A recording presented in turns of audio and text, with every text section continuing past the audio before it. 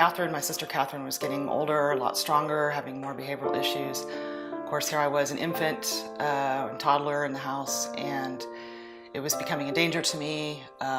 She would just get very violent, knock over my high chair and break things and be self-injurious to her, to herself. My parents knew, they just couldn't manage this.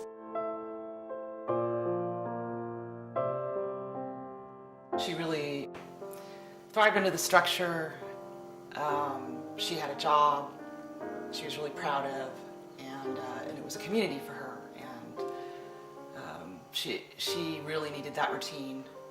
She lived there for 20 years, actually more than 20 years. We would pick her up on Sundays, and they would frequently medicate her, but she did require sedation to go out to be in public,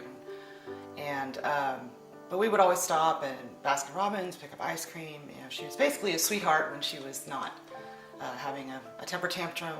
She loved koala bears. She loved rainbows and fluffy white kittens and color green. And every time she saw a rainbow or the color green, she would squeal and say, "Oh, they thought of me."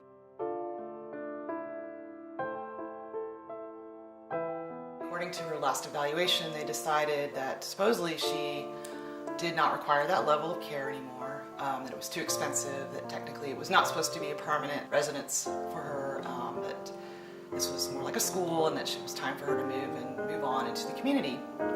I noticed after she moved that the calls started coming more frequently.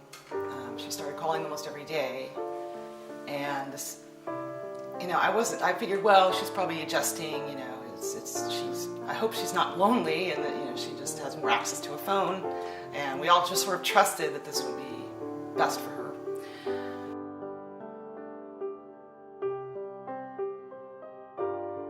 Her father's on his way back from San Marcos.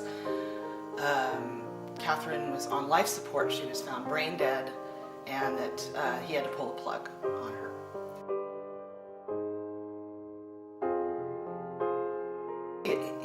It was hard for him to talk. He was having a lot of trouble getting air, and having enough oxygen. It basically said that she had been suffocated while held under restraint by a staff member. He just felt so guilty. He blamed himself. He was crying, and my dad just did not cry. He just didn't cry. So this was really hard. And just tell him he did the best he could, and I knew that. And that I could handle this truth. I can handle it. What I couldn't handle is that he had carried that burden alone for so long.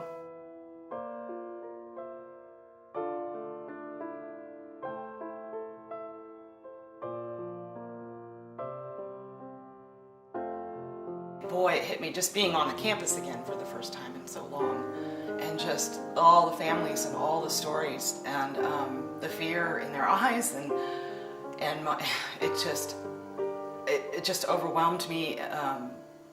I couldn't not say something. I couldn't stand back and not at least tell somebody that their fears are warranted, and that we have to keep some type of place that will service this segment of the population that needs it so badly, that needs this oversight, that's not privatized.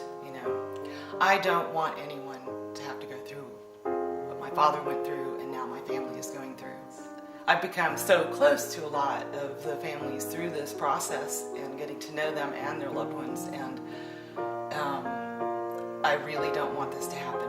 Now I feel like it's personal. It's not just somebody's child or sibling. It feels like it's my friend, it's mine. And it is, ultimately, they're ours.